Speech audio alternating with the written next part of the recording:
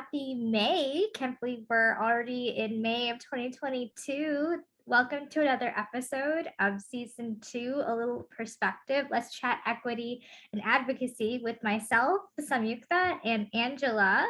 We are very excited to have Miss Pamela Berry as our next guest for the podcast. I'm going to turn it over to Angela to introduce Pamela for us. Take it away. Hello. I am so excited. And no, I cannot believe it's May that we are recording this in. That is, wow. I am just thrilled to have this guest on. This is one of those podcasts that I wish we were in person because I know the energy. The energy is great virtually, but this woman is just such an amazing human, and we just always have such a great experience together. So Pamela Berry is a PR expert and a mother of a child with sickle cell. We have asked her to come on and talk to us about sickle cell because it is one of those things that you know the name of and you know that it's a blood condition, but you don't really know what that means typically for the person who has it, for the parent, how we can be better advocates and better allies for those with this condition.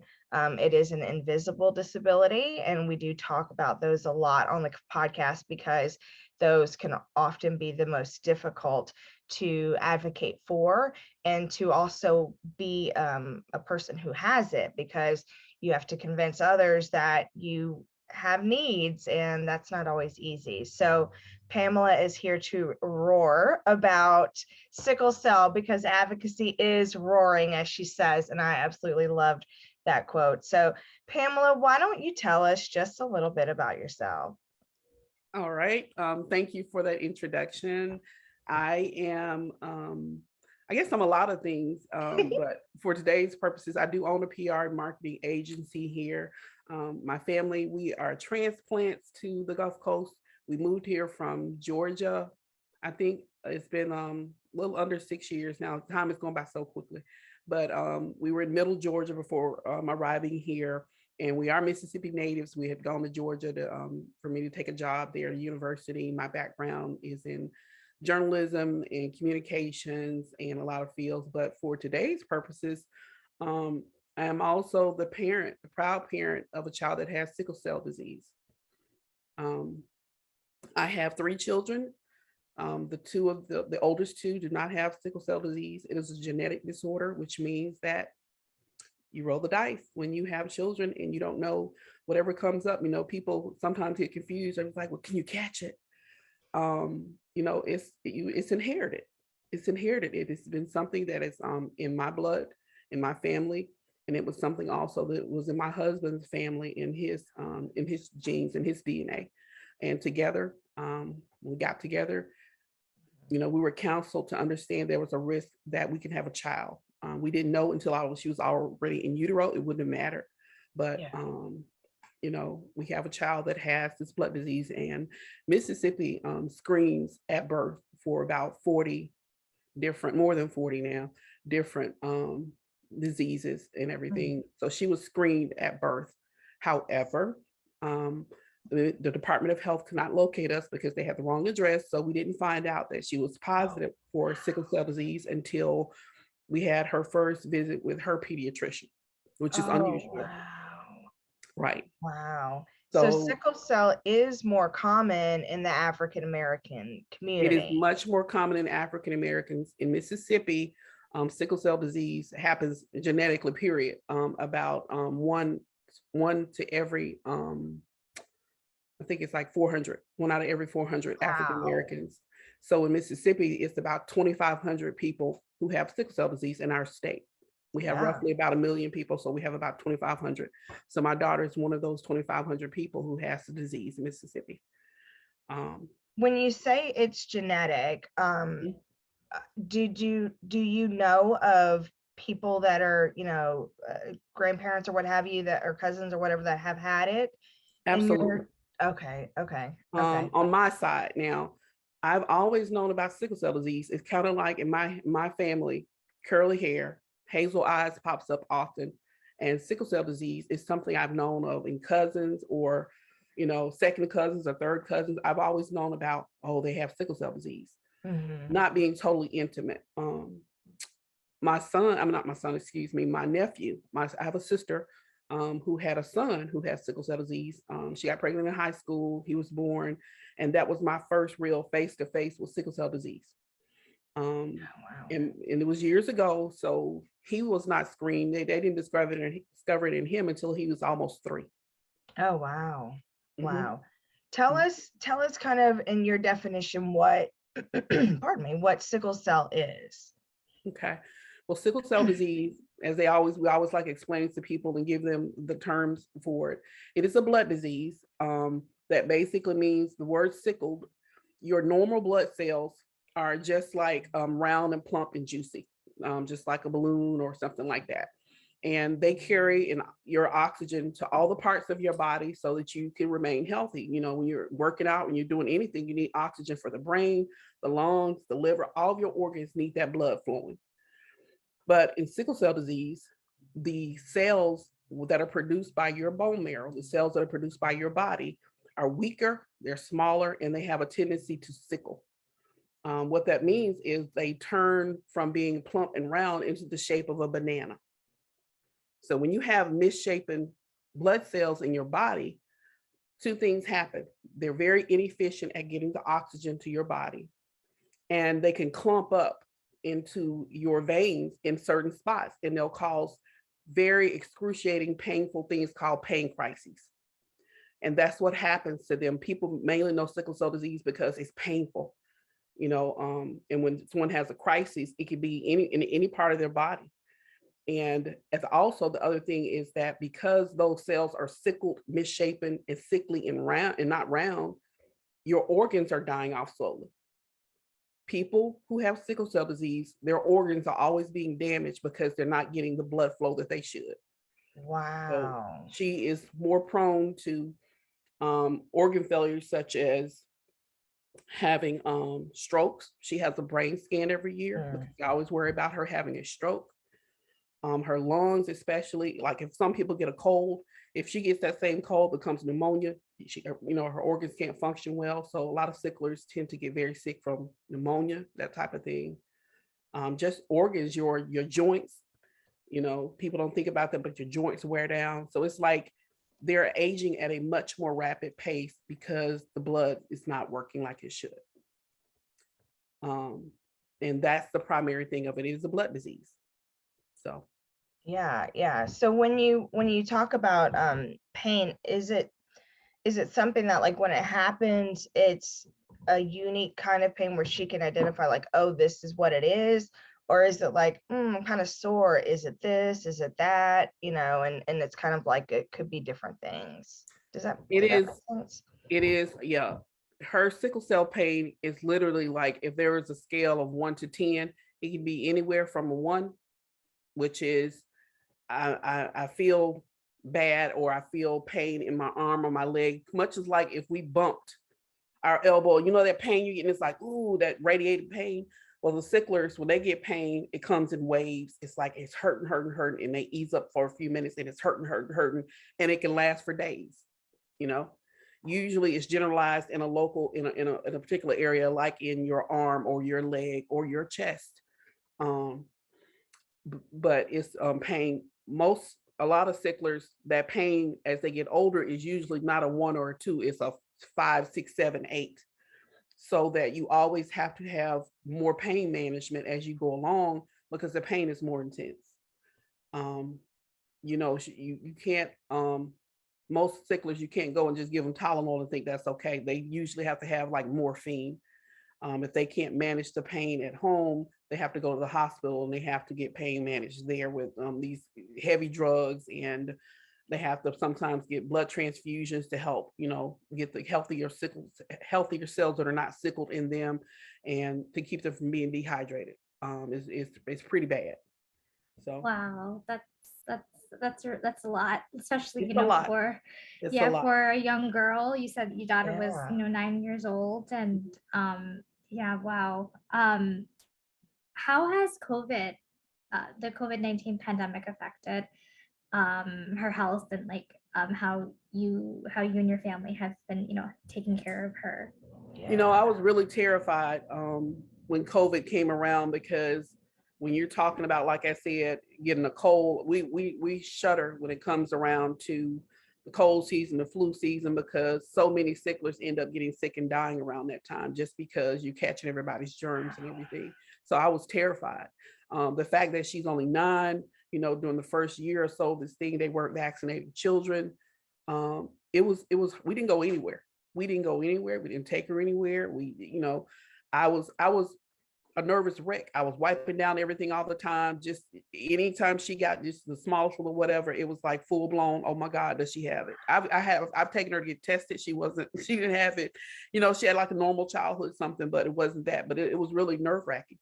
The other part of it, however, is that the masking gave us some sense of confidence that she wasn't going to get all the other stuff, because everybody was wearing the mask, and it was an elevated protection for her in some respects at school, because you have these normal breaks, and when they went back to school, children bring everything back with them to school, like whatever they have, or stomach flu, or a cold, or pink eye, whatever. They just spread it at that time because they're communal. They put their hands, their mouths, and faces. But having the mask for her, and nasty, it's germy. But having the mask, because of COVID, it protected her, gave her an extra layer of protection from getting some of the things that normally would make her sick anyway. Having the ability to have doctors that really educated, informed us about what to expect from COVID and whether or not we had to be all antsy, that was helpful. They gave us a lot of education, a lot of information, just telling us what to expect. We knew ahead of time when they would give her the vaccination, what the recommendations were going to be. So it was hard across the board. We just were more vigilant. We've always been vigilant, but we were super vigilant with her when it came to COVID. We would ask the right questions, and if people had it, we would say, you can't come, you can't come over here. We're not coming over there. So how did you handle, did she go to daycare when she was young? She did go to daycare. Because they nasty too. Them little kids. You know what? When sicklers are young, not all of them, because it's different with each individual child, but some sicklers, a lot of them do not see the hardest part of the disease. Like I said, it elevates as they get older. So when they're smaller, usually they don't have the very severe symptoms. Not all of them, because some of them are sick right off the bat. But with her, she seemingly was fine and didn't even have her initial first pain crisis that we knew about until she hit around the age of 3. So we had some sense of normal up until that point, with the exception of always going to the doctor, because she goes every single month like clockwork, blood work, the whole 9. We take medicine every day, but she had some sense of protection. And there's something called, and I don't want to become nerd zoned out, because I will, because you become nerd on whatever it is that you deal with, but she has something called high fetal hemoglobin. What that means is when babies are born, and you all probably have heard this before, when babies are born, they have super protections against different things in their blood. Usually their immune systems are primed to kind of protect them for a small amount of time. Their blood is, it's protective. And usually when you have high fetal hemoglobin, it gives you some protective measures against sickling blood and certain type of things. And it normally dips down and drops to the normal levels as she gets older. Well, Brennan is like part of the 2% of the population globally who has high fetal hemoglobin that never dropped. So her body has an extra natural layer of protection against the disease that she was born with. That's awesome. That's awesome. Really great. It is. We always keep waiting, like, is it still high? Yeah. Is it still high? Yeah. So that's interesting. It is. I'm not familiar with I'm familiar with, babies having, a higher and all that, but I wasn't aware that was something you could carry on. So that's, man, me either. I was like, where'd she get it from? But yes. Now you mentioned medication. So, what kind of medication, you don't have to give me the names and everything, but what kind of medications does she take? Like what do they do? How do they help her? Okay. Well, every day she takes something called a folic acid pill. We all probably know what folic acid is. It's usually in citrus. They tell you it's important, but for blood health, folic acid is critical. It protects your blood cells and keeps them healthier and stronger and longer. So she takes a pill every morning for folic acid just to try to help give her blood cells an extra boost. And she's been taking that as long as she's been in this world. She was a baby, we give her drops, but she takes that.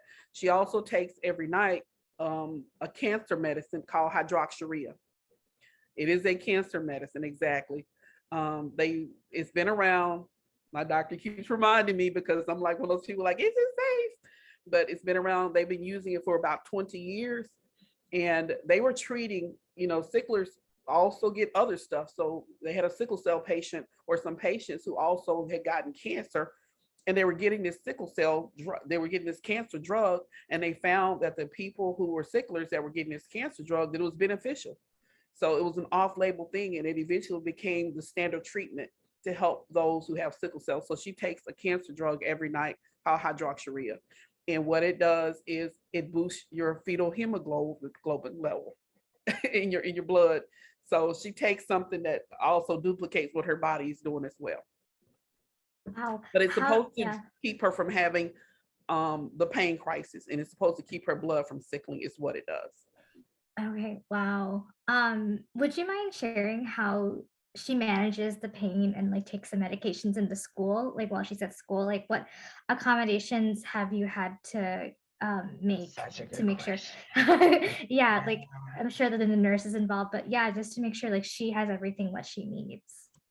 Well, the first visit, when we go to meet the new teachers, we go to meet the nurse every year. We're on a first name basis with the nurse who's there. We identify her so that they know who she is as a sickle cell patient, as a student. They have been great, but when Brennan gets sick, the rule is they call me, just because of the nature of it. The fact that if she's having pain, we never know until we can figure out, is her spleen enlarged or certain things, whether or not she needs to be hospitalized. So it's never a let's wait and see, let me give you some medicine. It is I give you some medicine, we call your mom. And we have to go and get her. So if she has a fever, we have to go and get her, because the fever, if she gets an infection, it's really serious. They have to treat it. They have to, and I hate that it is, but they kitchen sink it, because you have to throw everything at it when she's sick, because it can go left really quickly with her when you're dealing with the blood. And we have to take it as such. So yeah, how often has that happened? She's been hospitalized for over a week before when we first moved here. We quickly learned, which is it's great that we have a small town. We love our community here, but we don't have pediatric hematologists here. That is people who specialize in the blood and blood disorders, who deal with children. So our doctors are in Mobile, Alabama. We spent a lot of time there. She had to travel there by ambulance. She hasn't, since that time, she has not had to be hospitalized, but we've had to manage her pain crisis. We do have at home oxycodone, which a lot of people may know about. It was a drug of choice for a lot of people that abused it, but for her, it's lifeblood to get her through the days when I have a pain crisis in my leg or my arm and I need help. So we've learned how to assess her at home, manage the pain, the initial pain. And if it doesn't work with that part, then she has to be hospitalized. Oh, wow. So, right. How do her peers, deal with that information and, help her, be a good ally for her, or the opposite? Right. I think initially, her peers she looks like any other child. That's why when it's an invisible or hidden disability, you think, well, there's nothing wrong. It's just Brennan, but when the issues come up, is one of the things that sickle cell, because she's so inefficient with the delivery of oxygen to the blood, she gets tired sooner. She gets tired quickly. She can't go and You know, her kids run and play all day. You leave them outside and they just come back stinky. She can't do that. She can play for a little while, but when she says she's tired, she's wiped out. She's tired. Yeah. The other thing is to support the healthy flow of the blood. She has to drink a lot of water, like a lot of water. Yeah. That Keep makes a sense. water bottle, right? We keep a water bottle. She takes it to school with her, a big chug lug. We keep it everywhere. I keep it everywhere. So when you drink a lot of water, also, and because your organs are inefficient, you have to urinate a lot. So we have to have the conversation. You know, Brennan always has to pee, and she may get tired, basically. Yeah. And I don't know if children are really intuitive. She has learned how to have a communication. We've taken, you know, informational sheets to school before and talked to the class about sickle cell disease and what it means. She's old enough now where she talks openly and she'll tell them, well, I have sickle cell disease. And they go, what's that? You know, they know Brennan has sickle cell disease. They understand she's been out before sick, and they've sent her, you know, letters and different type of things to, you know, we miss you. So the children, they understand, they learn quickly, you know, what's going on with each other early on. The problem is when you have a teacher that's filling in, you know, the regular teacher is out, making sure the librarian knows, making sure the art teacher knows, the gym teacher knows.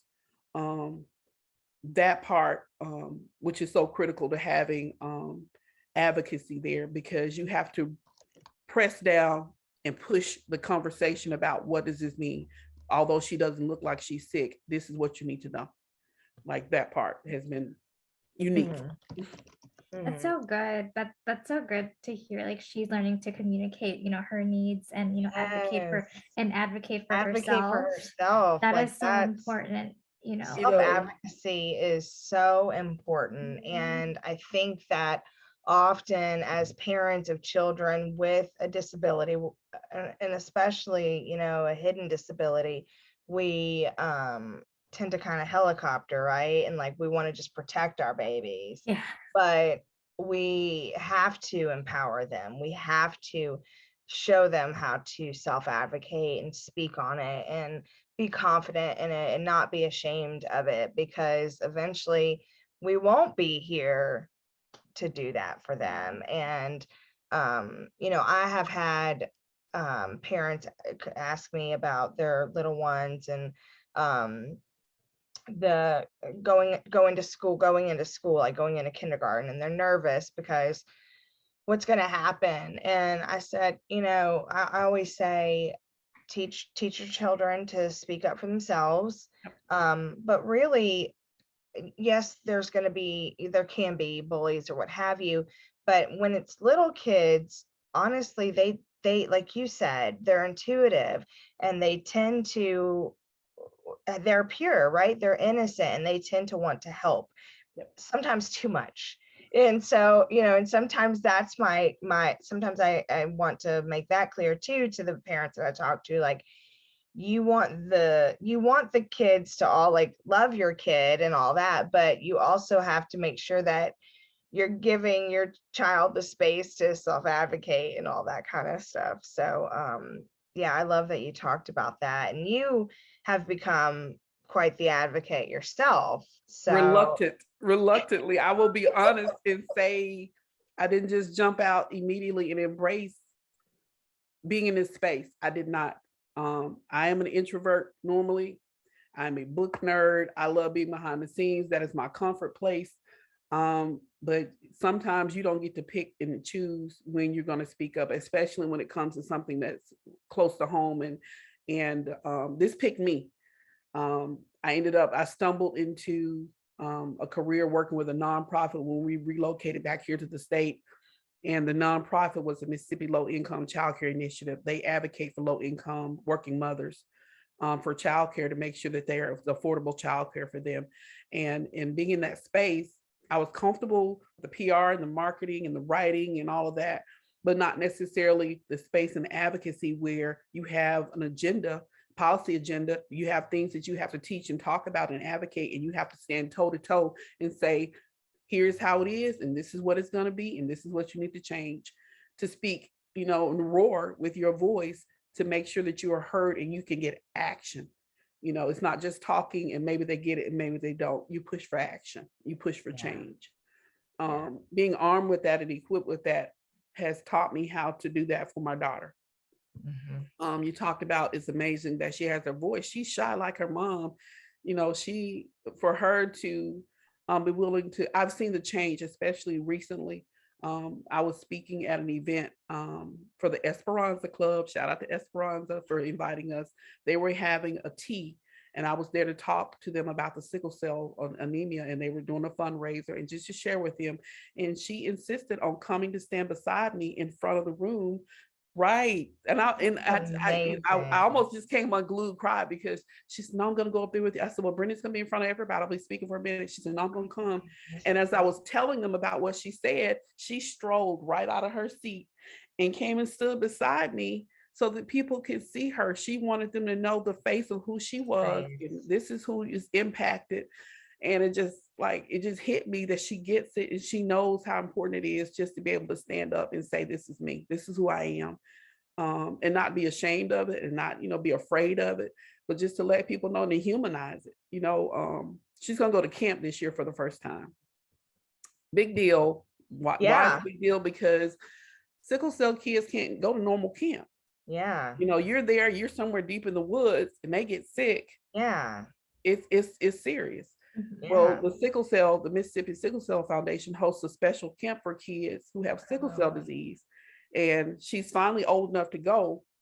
And she's going to be able to go to this camp where they have doctors and nurses that'll be there with them the entire time. That's awesome. It is awesome. That is so awesome.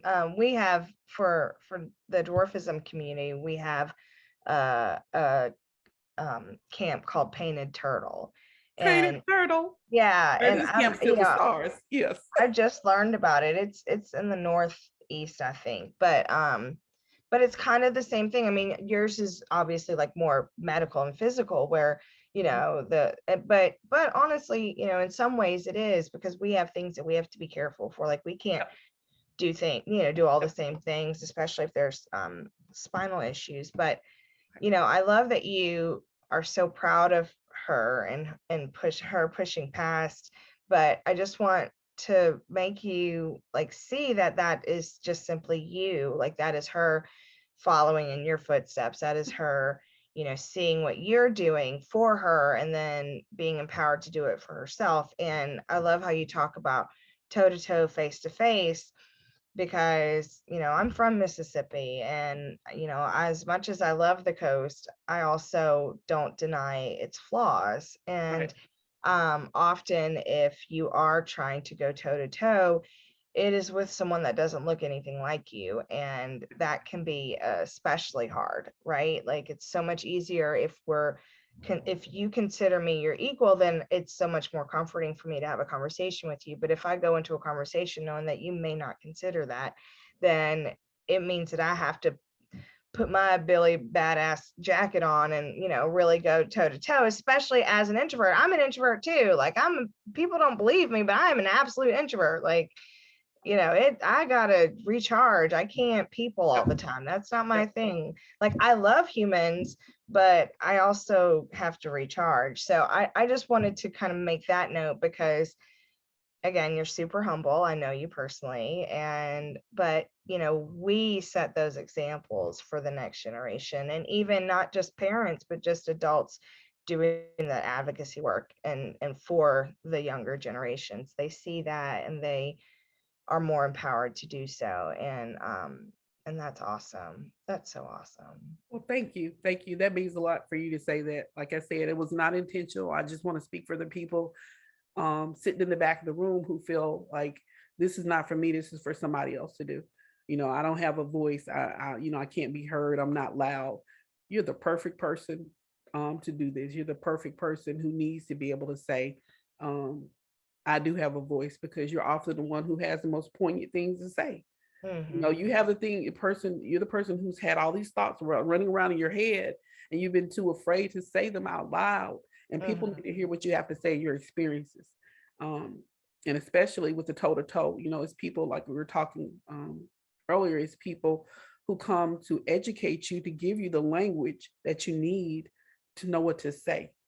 I haven't always had the language to know what to say. I haven't had the statistics. I always felt like, oh, I don't want to go and speak because I don't know all the stats. I don't know all the. When you start doing enough, you do know, the stats on it. You do know the language. You do know the things, and more than anything, humanizing it. I'm a real person. I'm living a real life. I have a real child. She has a real disability. Mhm. And you may see me in other instances and not know that. It's not like I'm walking around with a billboard about it. But we have a conversation, and if it comes up, I'm going to be able to leave you informed about it because I'm comfortable talking about that. Yeah. Like, that's what we do. Yeah. And advocacy comes in many forms, right? So the statistics, the political, the policy, the medical, and Yep. then the human side. So like, you have shared with me how my sister is a huge advocate, and she is the reason that I am the advocate I am. But she knew her stuff. Like she was Billy Badass, but and she would go toe to toe with anyone in her electric wheelchair. And so and then like me, I'm not as much the force of nature as she is or was is. I'm just gonna say is. But I like, my thing is the humanizing side. I feel like if I can make people understand that like this kind of thing can happen to anyone, then maybe I can pull some empathy from other humans to humanize the condition. So, the advocacy work is so important, and it doesn't just have to be knowing all the statistics, and it doesn't have to be that my kid has it. It can be I'm aware of the situation. You can watch this podcast, learn some information, and then if you're in a situation where the conversation comes up, you're able to speak a little more on it, even though you have absolutely no experience, because everyone can advocate for everyone. Right. Your sister, you brought up your sister. I remember just being so afraid because you're intimidated when you don't know the laws around the things that protect you. You're intimidated because the people that you're dealing with often, they do know the laws, and they use the fact that you don't know them to get around them, whether it's financial or they just don't want to be bothered, or it's a lot of things. Not that people want to hurt you, but it's just they don't want to have to deal with it, and to have to be that voice to go and sit, and say, this is what I need. The law says this. It can be really hard. But your sister helped to remove that as a barrier for us, to give us language. She gave me the language. It was all these forms and all this paperwork, and she taught me what to say to mirror the situation. Like, this is what you're going to deal with. They're going to do this, and this is what you do. And they're going to do this, and next, and this is what you do. And this is the form that you use. And if you don't feel confident or they don't help you, call me and I'm going to come and sit with you. Like, that was powerful. I felt the weight of the hands on my back supporting me. And I've had to use those skills for my daughter. My daughter goes to school with some amazing people. The administrators are amazing. But when she has been sick before, and it stretches from 1 day to 2 days to a whole week with her being in a pain crisis, that impacts her at school. Yeah. What is her grade going to look like? Is she going to be held back because of a disability? All these things that we have to have a conversation about. I have to pull the trigger and say, well, she's protected under this, and what accommodations can we make? And can I get her books at home? And I need this, and I need this, and to be comfortable enough to know what to ask for. That's made all the difference in the world. All of it. Yeah. So wow. Yeah, that I've learned so much, just speaking with you, Pamela. Thank you. Thank you so much for being so open and, generous with your stories, and just like you're generous with your journey and experience, with raising your daughter. We're actually almost out of time, but is there any last words that you like to share with the viewers? Anything that you'd like for them to know about, sickle cell itself, or, advocating? well, with sickle cell itself, a lot of research prior to COVID coming, COVID, prior to COVID happening, there was a lot of leeway being made regarding sickle cell disease research. There's a study underway called CRISPR. We have a person who's in the sickle cell community from Mississippi who's a part of it. And what it deals with is they're looking at using your genes and gene therapy to basically cure you of sickle cell disease, because currently there is no cure. They're looking at actually taking the part out of your stem cell research and altering it, and then putting it back into your body, and then your cells duplicate, your DNA revives itself, and you don't have it anymore. Now, is it something that all sickle cell disease people can get right now? Absolutely not. It's still in the research phase, but it is so promising. They're looking at it. We're watching it closely, but when you support and have the conversations and understand about it, then you can help to push for those type of things like research. Yeah. We don't run around and say, well, we're looking for a cure right now, because we live with this. It's hard to explain. It's this weird middle space. We have to live in this world. She has to have this, whether they cure it today or never. Yeah. So we are advocating so that people can help her to live her best life, how she is right now. And that's the space that we're in. And it's hard for people to understand that. Do we want to make sure that she's healthy? Absolutely. But we just ask people to try to put themselves in the place, or think about what it's like for people who have disabilities, whether it's visible or invisible, like with hers, and just be accommodating and understanding and open, and knowing that everybody's different. And to support and be an echo chamber for those voices. When someone is speaking up, they shouldn't be the only voice that's in the room that's saying this is the right thing to do. Just to be willing to be an echo chamber and do the right thing and stand up for people that need that help. Yeah. Everyone's different, but everyone's human. Like, everyone is human. The bottom line.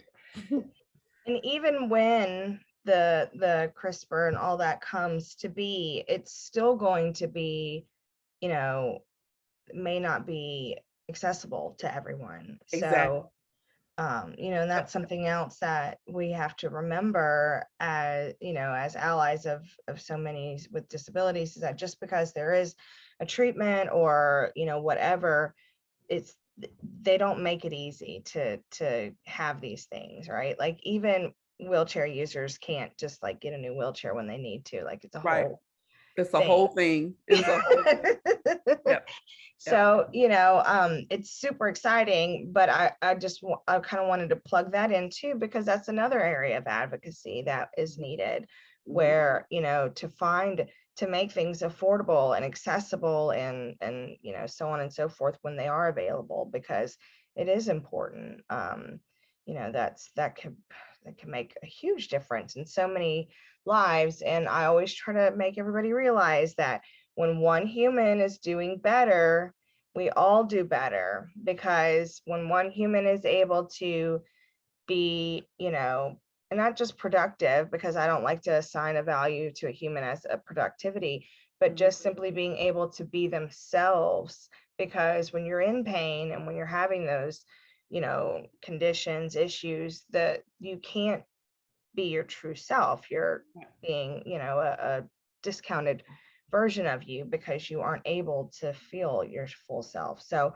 before we go, I'm going to give you a plug, even though I know you are not here as Yellow Rabbit. You are here as an advocate and a mommy, but you are also an amazing PR marketing person. And so we will have your information in the description, if in case anyone wants to reach out. And of course, it doesn't have to be a local person. She does things virtually. And I love it, because when I think of PR, I think of I don't know, like I don't know how to describe it. Like, I just think of like guerrilla kind of, Another roar. Yeah, but Pamela is she is that, but she's also like, she's very approachable, connectable, and that kind of thing. And so often I think of PR people as kind of cold. That's a good word, cold. And Pamela is the exact opposite of that. And she's going to make you feel like, she's not going to force you to do anything you don't want to do that doesn't sit well with your soul. And so that's just my little plug, even though you told me not to. I don't care. Oh, well, thank you. I can do what I want. Thank you. And if you want to reach me, I'm all over everywhere. I do it all the time. I have like 40,000 social media links and ways to reach me, but for the time's sake, you can reach me best via email at yellowrabbitpr@gmail.com. That's yellowrabbitpr@gmail.com. I would be happy if you're having an event or your organization wants to know more about sickle cell disease. I would be happy to come and talk to anyone who will listen about sickle cell disease and what it's like.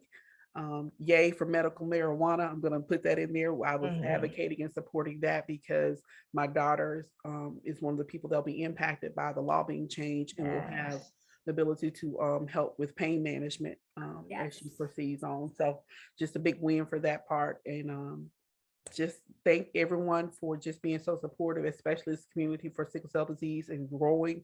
The knowledge is growing. There's a golf tournament that's coming up. The Knights of Peter Claver here locally.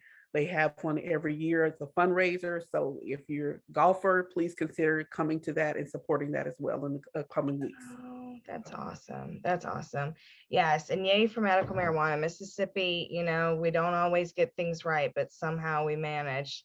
Why we managed? Because the people got to decide. That's why we managed. That's And exactly. they didn't even want that to happen. They tried to keep that from happening. But, luckily the law is the law and they can't make that. They can't override our votes. And so 75% of the people spoke. And I was really impressed by that. And I am excited about what that means for the disability community in our state, because we have a huge disability community. Like our state has one of the highest percentages of people with disabilities. And so it really is incredible. So I like that plug. Thank when you. voices get a chance to speak, we will be heard. The roar happened. Yes. Grassroots advocacy happened in a good way. Yes. It works. Wow. Yes, Wow. yes. Awesome. Well, thank you. This was amazing. It's been a crazy morning for me, and I was like, let me go get this podcast done, and it has just filled my soul, and I'm just so grateful, so grateful. Thank you, Samyuktha, as always, for being my most amazing co-host. Pamela, thank you for roaring for so many, because you do it not just for sickle cell, but for others as well. Which once you become an advocate, that's kind of what happens. But here in our state, that's so important, and I appreciate all that you do. Keep doing what you're doing. We love it. Thank you for having me. This has been amazing. I've had so much fun. Just really appreciative for you giving the platform and just for being the voice that you are. And you keep doing what you're doing.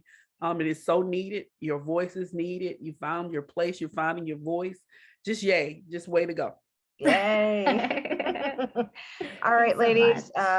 Everybody connect with Pamela. The email's in the description.